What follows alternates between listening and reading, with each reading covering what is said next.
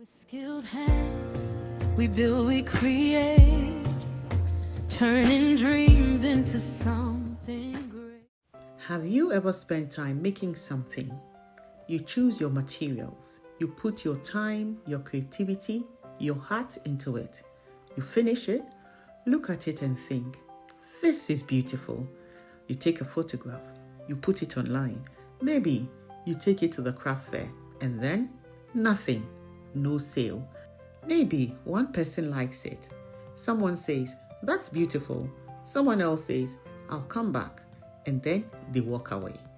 And eventually you start asking yourself, what's wrong with my product?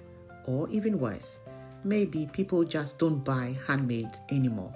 Well, today I want to challenge that idea because sometimes the problem isn't your craft.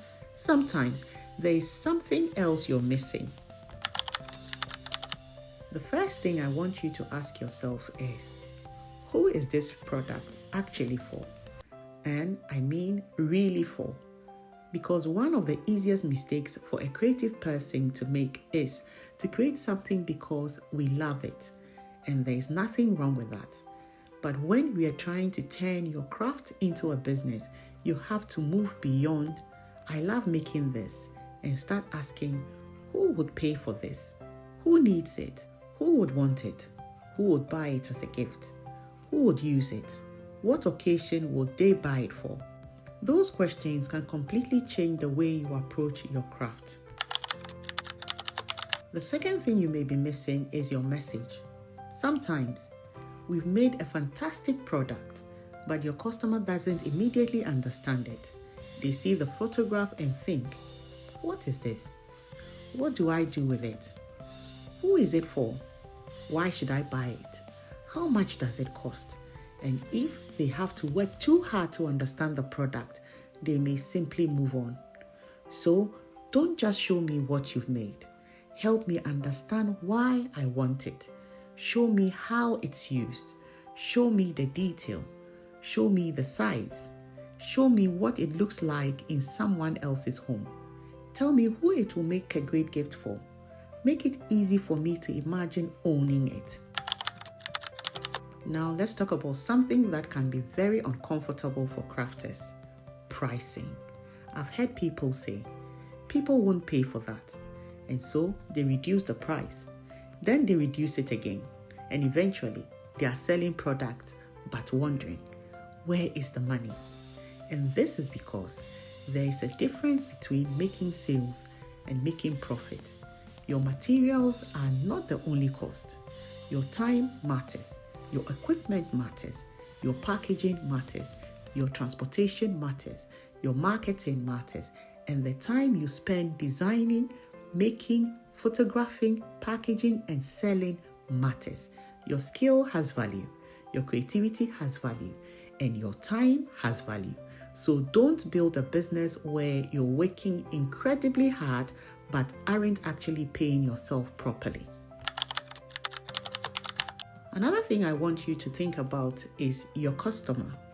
Sometimes we say, everybody is my customer, but everybody isn't, and that's okay. The clearer you become about the person you're trying to reach, the easier it becomes to create the right product and communicate with them. You don't need everybody to buy from you.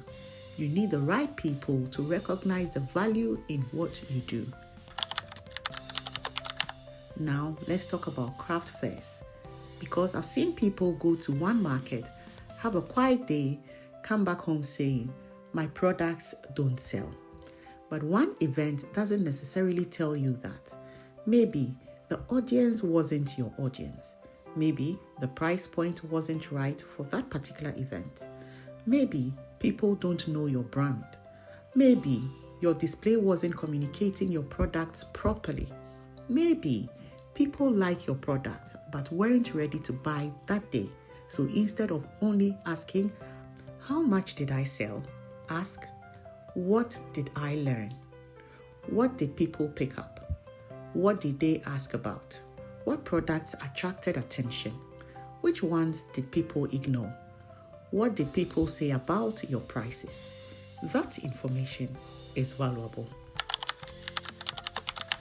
And please, don't make 50 of something before you've tested whether people want it. I know how exciting it is when you have a new idea. You think, this is going to be amazing, and then you make loads. But sometimes you need to test first. Make a small amount, show people, listen, watch, learn, then decide what to do next. Because if something doesn't sell, it doesn't necessarily mean you failed. It might simply mean the market has given you information. And finally, don't give up too quickly. This is probably the biggest one, because building a small business can be exhausting. One day you're excited, the next day you're wondering why you're doing it. One week you get an order and feel amazing. The next week you're hearing nothing. That's the reality of building something. But persistence doesn't mean doing the same thing over and over again and hoping for a different result. Persistence means learn, adjust, try again. Maybe the product needs changing. Maybe the price needs changing. Maybe you are talking to the wrong customer. Maybe your photographs need improving. Maybe you need to give people more reason to trust you. But don't automatically conclude that your creativity has no value. So, if your handmade products aren't selling right now, I want you to stop and ask yourself one question. What am I missing? Not what's wrong with me. Not maybe nobody wants handmade products, but what can I learn from what's happening?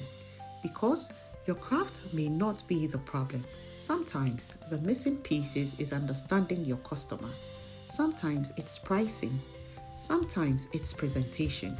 Sometimes it's your message. And sometimes you simply haven't given yourself enough time to learn the business. Being good at your craft is the beginning. Building a business around that craft is another skill entirely. And that's a skill you can learn.